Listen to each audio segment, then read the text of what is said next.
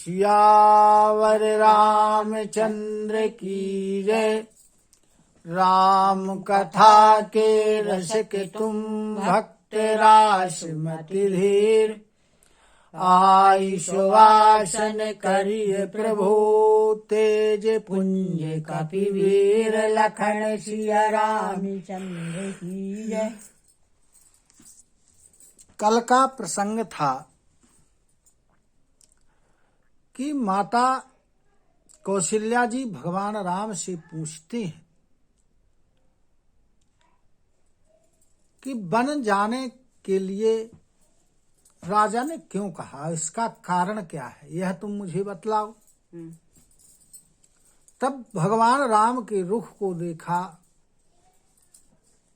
तब मंत्री के पुत्र ने यानी सुमंत्र के पुत्र ने सभी सारा कारण समझा करके कौशल्या जी को बताया।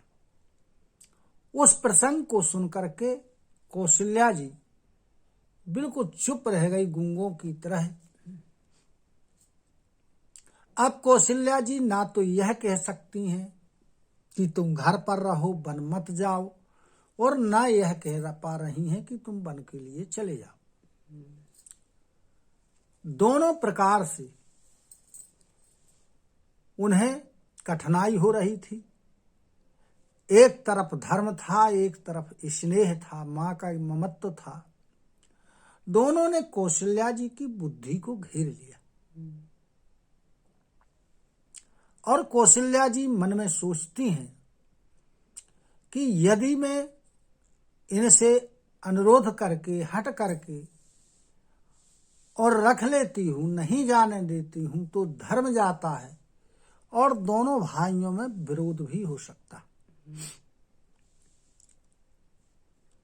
और यदि कहती हूं कि वनवास चले जाओ तो बड़ी हानि होती। तो कौशल्या जी चतुर थीं, समझदार थीं।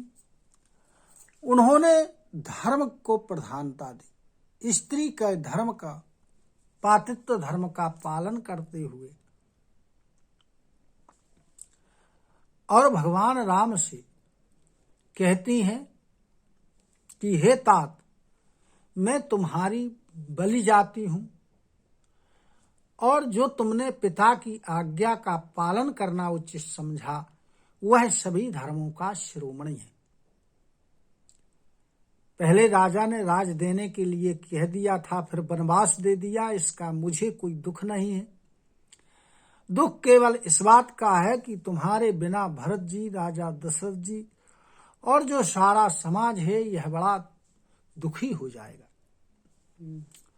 कहने लगी कि यदि केवल पिता ने तुम्हें वनवास जाने के लिए कहा है तो माता को बड़ा समझ करके मैं कहती हूं कि मत जाओ। किंतु यदि माता और पिता दोनों ने वनवास जाने के लिए कहा है, क्योंकि कौशल्या जी को मालूम था कि भाई केवल मैं भरमा नहीं हूं, दो माताएं और हैं। तो यदि माता पिता दोनों ने मिलकर के तुम्हें वन जाने के लिए कहा है तो फिर अवश्य ही तुम वनवास को जाओ। वनवास तुम्हें 100 अयोध्या के समान होगी। और वन जो है बड़ा भाग्यवान है, अवध जो है अभागी है, जिसे तुम त्याग रहे हो। यदि मैं कहती हूं कि तुम मुझे अपने साथ ले चलो तो यह अनुचित होगा। तुम्हारे हृदय में संदेह पैदा होगा कि मां चलने के बहाने मुझे रोकना चाहती है। तो माता कौशल्या जी कहती हैं कि इसलिए मैं तुम्हें रोक नहीं रही हूं। अब इसके आगे की कथा। यह विचारी नहीं करऊं हठ, झूठ स्नेह बढ़ाई। मानी मातु कर नाथ बलि, सुरति विसर्जनी जाई। लखन सिया रामचंद्र की जय। तो कौशल्या जी कहती हैं कि मैं ऐसा सोच करके झूठा स्नेह बढ़ा करके और हट नहीं करती हूँ, लेकिन हे बेटा मैं तुम्हारी बलैया लेती हूँ, तुम माता का नाता भूल मत जाना। देवो पितर सब तुम ही गुसाई, राखहु पलक नयन की नाई, अवधि अम्बु प्रिय परिजन मीना, तुम करुणा कर धर्म धुरीना। कहने लगी कि हे गोसाई, सब देवता लोग, सब पितर तुम्हारी उसी प्रकार से रक्षा करें वहां वनवास में, जिस प्रकार से पलकें पुतलियों की नेत्रों की रक्षा करते हैं। और जो अवधि है यानी वनवास की 14 वर्ष की अवधि है, वो जल के समान है। और प्रियजन और कुटुंबी सभी लोग मछली के समान है। तुम दया के सागर हो, करुणा के निधान हो और धर्म की धुरी को धारण करने वाले। असुविचारी सोई करहु पाई, सबहि जियतो जेहि भेंट हुआई, जाहू सुखेन बनहि बलि जाऊं, करिया नाथो जन परिजन गाऊं। ऐसा विचार करके और वही उपाय करना जिससे सबके जीते जी तुम आकर सबसे मिल लो,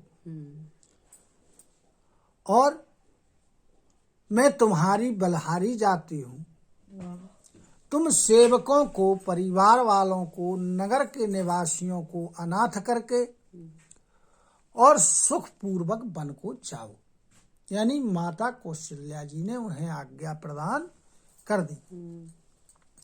आगे कहती हैं कौशल्या जी कि सब करो आजू सुकृत फल बीता, भयउ कराल कालु विपरीता, बहुविधि बिलपि चरण लपटानी, परमो अभागिनी आप ही जानी। और कहने लगी कि आज सबके पुण्यों का फल पूरा हो चुका है, इसीलिए जो काल है वो विपरीत हो गया है, समय विपरीत हो गया है। बहुत प्रकार से विलाप करते हुए अपने आप को परम अभागिनी कहती हुई और माता कौशल्या भगवान राम के चरणों में लिपट जाते हैं। यानी वो जानती थी कि भगवान राम परमात्मा है। दारुणो दुस्सह दाहुर व्यापा, वरनी न जाहि विलाप कलापा, रामो उठाई मातुर लाई, कही मृदु बचनो बहुरी समझाई। अब माता कौशल्या के हृदय में बड़ा भयानक संताप छा गया। शिवजी कहते हैं कि हे पार्वती जी, उस समय का जो विलाप था उसका वर्णन नहीं किया जा सकता है। भगवान राम ने अपनी माँ कौशल्या जी को उठा करके अपने हृदय से लगा लिया और बड़े कोमल वचन कह करके उन्हें फिर से समझाने लगे।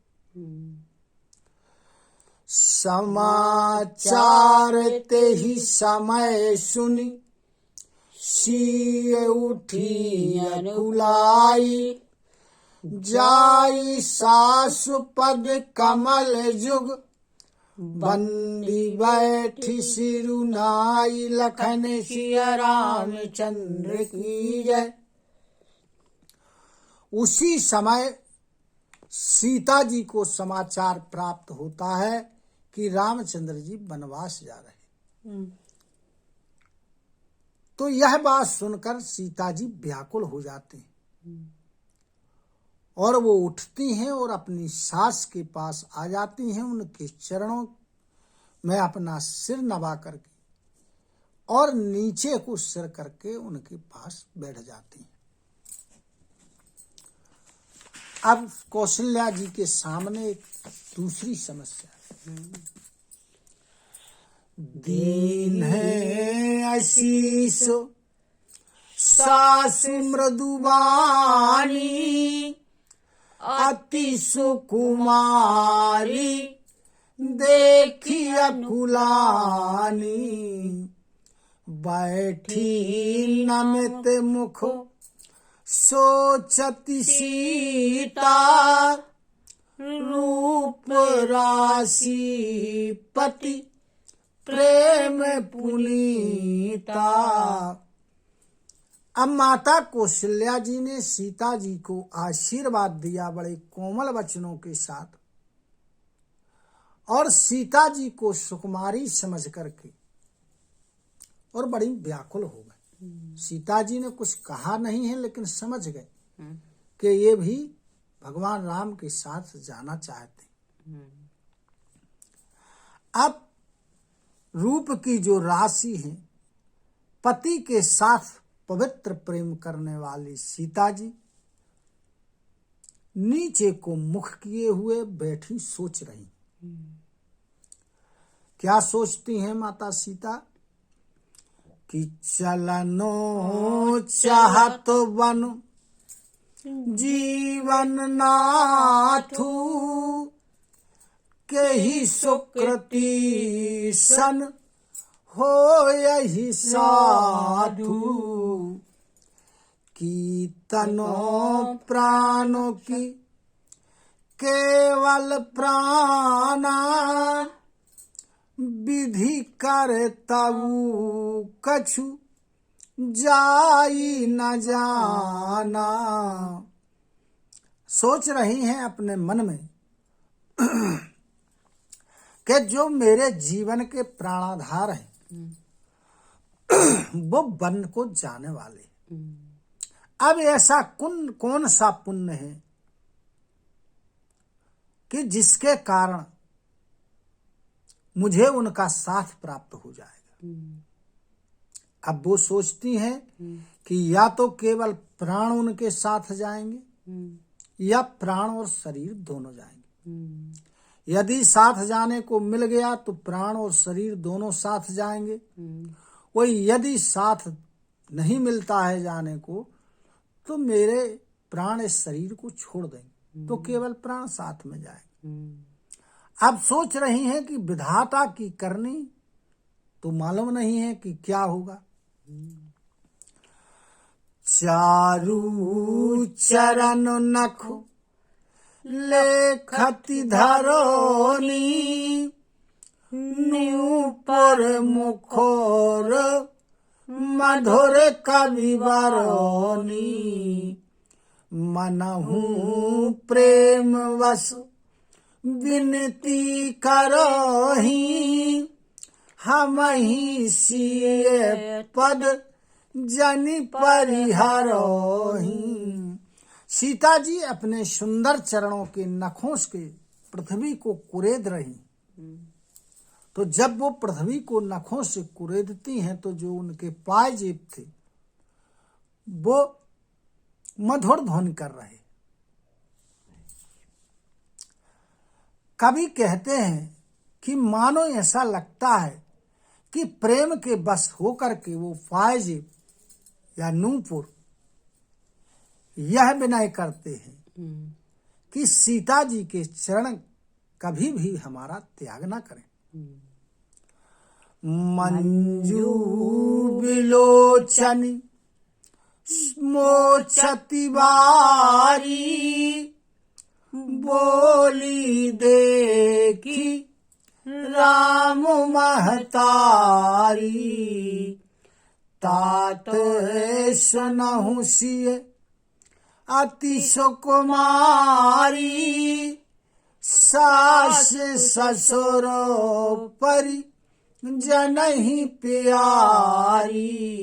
अब सीता जी के सुंदर नेत्रों से जल की धारा बह रही, आंसुओं।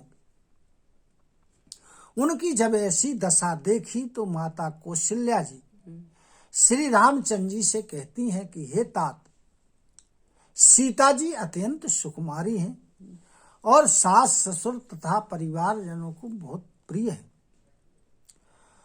पिता जनक भूपाल मणि, ससुर भानु कुल भानु, पति रवि कुल कै राव विपिन, विधु गुण रूप निधानु, लखन सिया रामचंद्र की जय। सीता जी के पिताजी जो जनक जी हैं वो राजाओं के भी शिरोमणि हैं, और जो ससुर हैं वो सूर्य कुल के सूर्य। पति जो है सूर्य कुल रूपी कुमुद के वन को खिलाने वाले चंद्रमा के समान है, रूप तथा गुणों के भंडार है।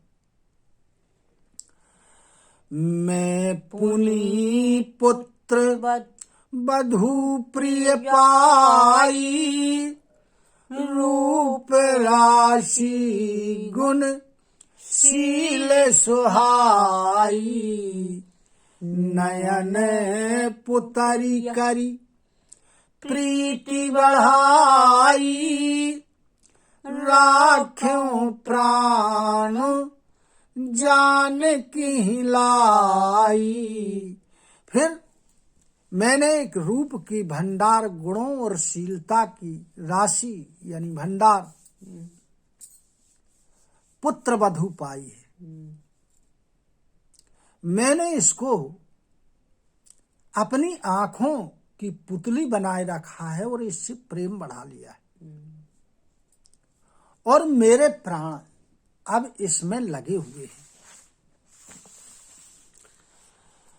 कलपो वेली जिमी बहुविधि लाली, सींच स्नेह सलिल प्रतिपाली, फूलत फलत भयो विधि बामा, जानी न जाई काहे परिणामा। इन्हें मैंने कल्प लता की समान बहुत लाड़ प्यार के साथ बड़ा किया है, पाला है, और प्रेम रूपी जल से उसको सींचा है। अब जब फूलने और फलने का समय हुआ तो विधाता विपरीत हो गया। अब ना जाने इसका क्या परिणाम होगा। पलंगो पीठ तजी गोद हिंडोरा, सिए ना दीन है पगु अवनी कठोरा, जियनो मूरी जिमी जोगवत रहाऊं, दीप बाती नहीं तारन कहाऊं। सीता जी ने पलंग के ऊपर यानी गोद में और हिंडोरा को छोड़ करके यानी झूले आदि को छोड़ करके कभी कठोर पृथ्वी पर पैर भी नहीं रखा है, और मैं सदा संजीवनी बूटी के समान सावधानी के साथ इनकी रखवाली करती रहती और कभी भी दीपक की बाती इधर की उधर करने के लिए भी मैंने सीता जी से नहीं कहा। सोई सिए चलन चाहती बन साथा आय सुकाहे होई रघुनाथा चंदे किरण रस रस के चकोरी रवि रुख नयनु सकाए की मिजोरी। वही सीता जी वनवास में साथ जाने के लिए कह रही। अतः हे रघुनाथ, उनके लिए आपकी क्या आज्ञा है।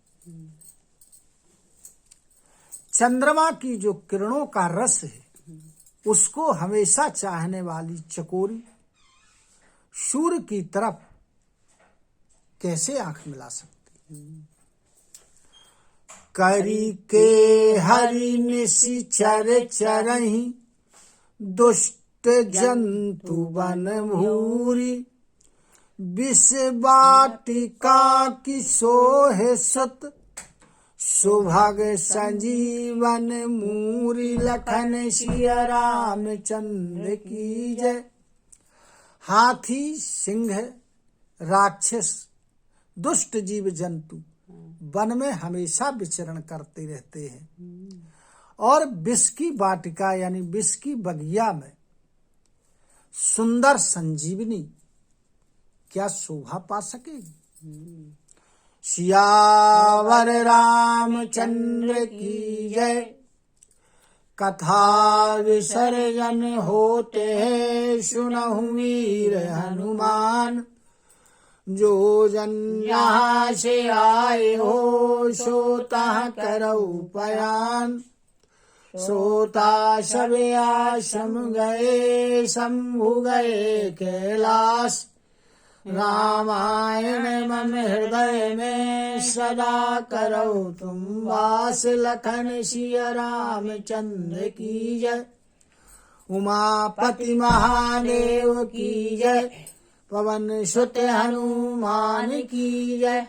गुरु गोविंद की जय हो। जय जय सीताराम जय जय राधे श्याम। नमः पार्वती पते हर हर हर महादेव। हरि शरणं हरि शरणं हरि शरणं हरि शरणं हरि शरणं हरि शरणं हरि शरणं हरि शरणं।